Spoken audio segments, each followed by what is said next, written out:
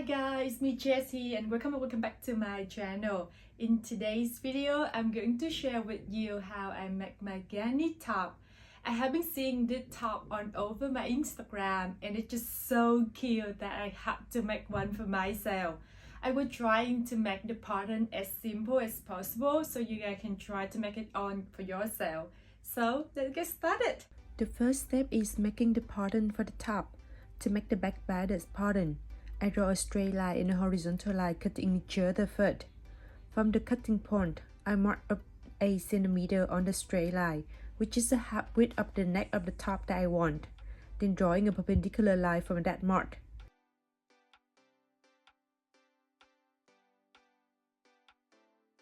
The length of this line will be 3 cm, which is the depth of the neck at the back bodice. Then I keep drawing a straight line from the end of the perpendicular line to cut the horizontal line.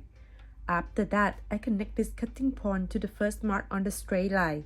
Then drawing a curved line from this mark to make the first mark on the first straight line to create the neckline for the back bodice.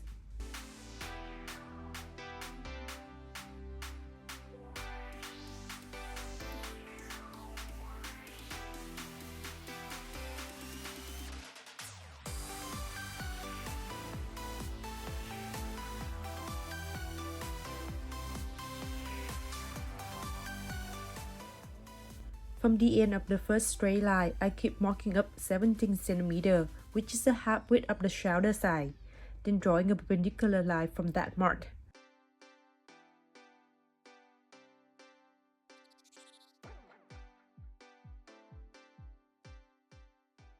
The length of this line will be 2.9 cm, which is 1/10 the shoulder side minus a half centimeter. Then connect the end of this line to the top of the neckline to create a shoulder line for the back bodice. From the first straight line, I draw another one 23 cm away from it. It's a quarter of my bust side plus 3 cm.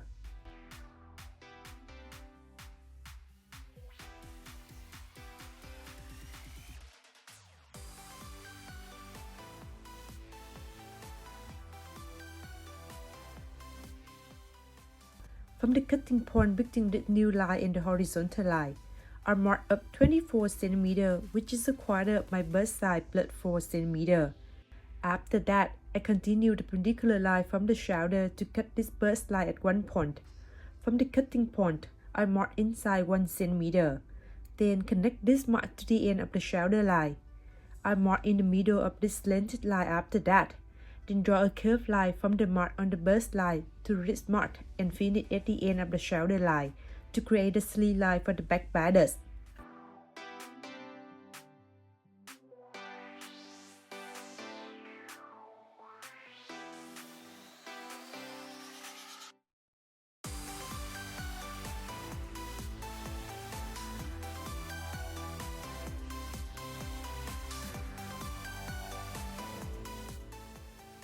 From the first straight line, I keep drawing another one 40 cm away from it. It's the length from the shoulder to under the breast.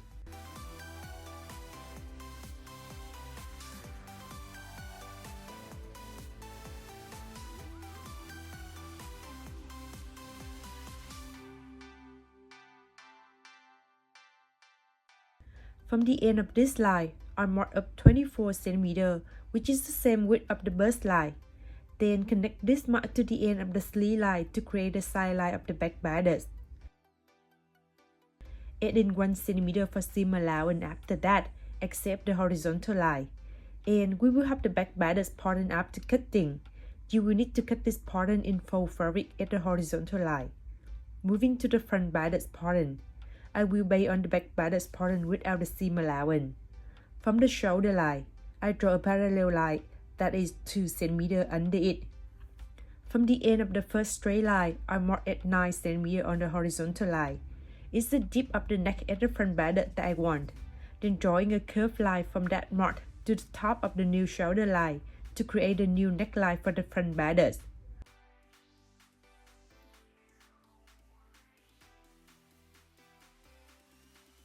From the cutting point between the perpendicular line on the shoulder to the bust line, I mark to the inside 2 cm instead of 1 cm that I dig at the back. Then connect this mark to the end of the new shoulder line. After that, I mark in the middle of this new line before drawing a curved line from the mark on the bust line through this mark and finish at the end of the new shoulder line to create a new sleeve line for the front bodice.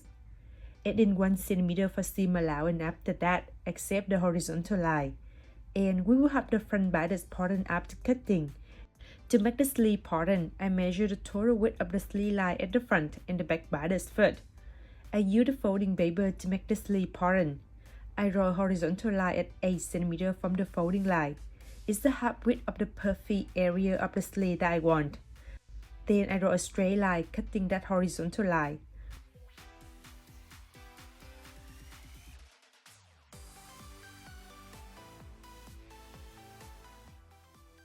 From the cutting point, I mark to the right of the horizontal line 11 cm, which is 1/10 my bust size plus 3 cm. Then drawing a slanted line from this mark to cut the straight line. Make sure the width of this slanted line will be a half width of the sleeve line at the front and the back bodice that you checked before. I divide the slanted line into 3 equal parts. From the middle of the first 2 parts, I draw an outside perpendicular line with 2 cm width. In the third part, I mark in the middle first, then drawing an inside perpendicular line with a half centimeter width later. After that, I draw a curved line to this mark to create a sleeve line for the sleeve pattern. I also continue the top of the sleeve to the folding line. From the top of the sleeve, I draw another straight line 40 cm away from it. It's the length of the sleeve that I want, plus 2 cm.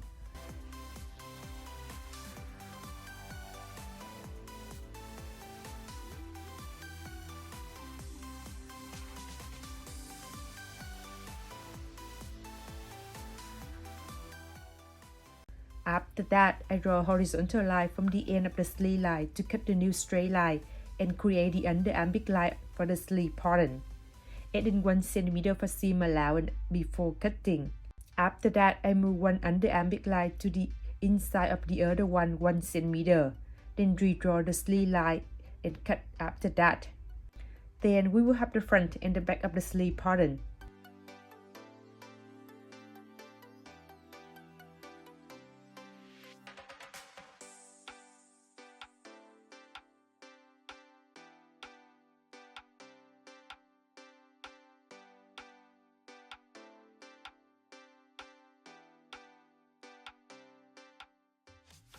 The ruffle hem pattern of this top is quite a simple from some basic rectangles. Now let's start sewing this top. I use 2 meters of cotton gingham fabric for this DIY.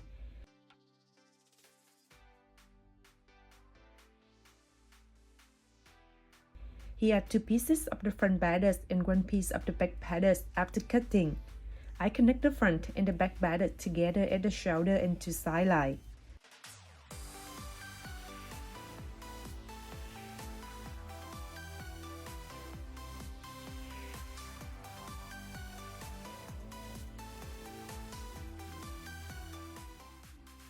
Here are 2 pieces of the front ruffle hem and 1 piece of the back ruffle hem part. I connect them together at 2 sides.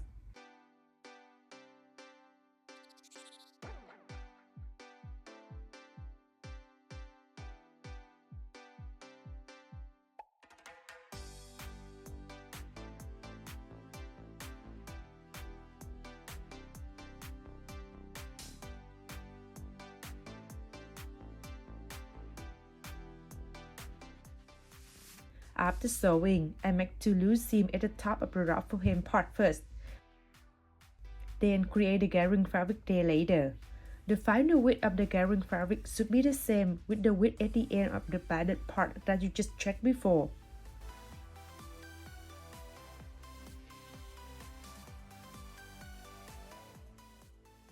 Moving to the sleeve, I connect 2 underarmpit lines together first.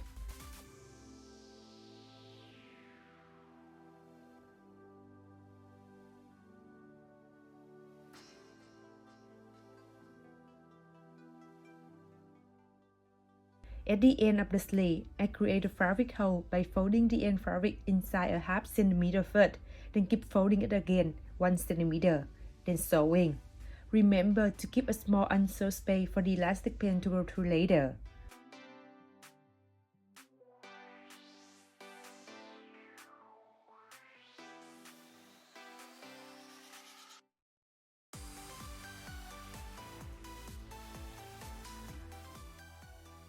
I cut an elastic band with 28 cm length, which is the width of my arm plus 4 cm, and 0.8 cm width, which is smaller than the width of the fabric hole that I just created.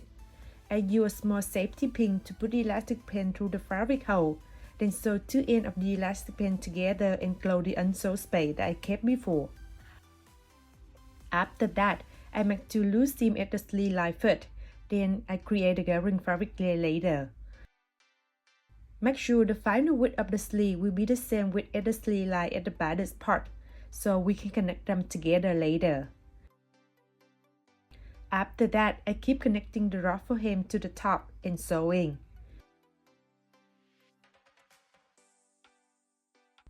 I cut two long rectangles with 4 cm width and the same length with the front part of the top to create the binding.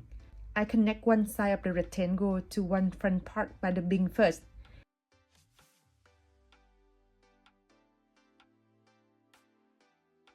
At the end of the top, I fold the end fabric of the ruffle part inside 1 cm first, then keep folding it again in the opposite way 3 cm, then putting the binding over that folding. For the binding of the neck, I cut a bias rectangle with 3 cm width and the same length with the neckline. I connect one side of the bias rectangle to the neckline first. At the beginning of the neck, I fold the other side of the front binding outside 1 cm first, then putting the bias binding over it.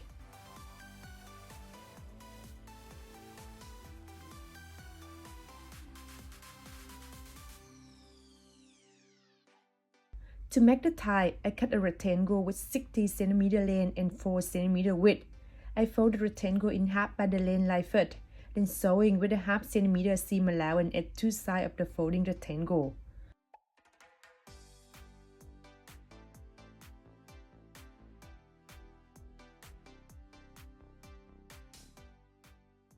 After that, I turn the tie inside out, then iron to make it nicer. I make 6 ties like that. Then connect one end of each tie to two sides of the front part of the top. Make sure the tie will be in the middle between the binding and the front part of the top, then sewing.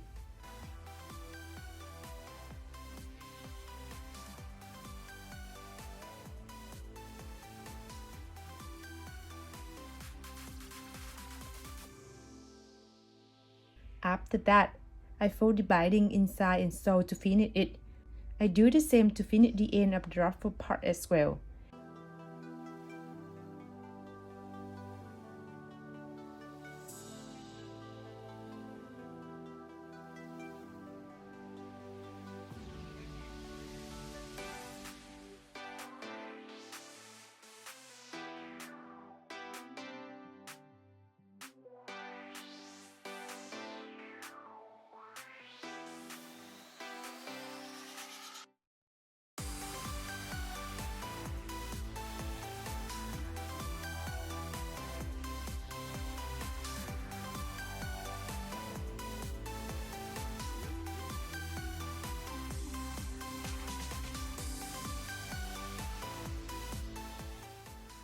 And I finished this DIY. Here's my final result. It looks so cute and also very comfortable. I hope you guys will like it and try it out soon. See you in the next video.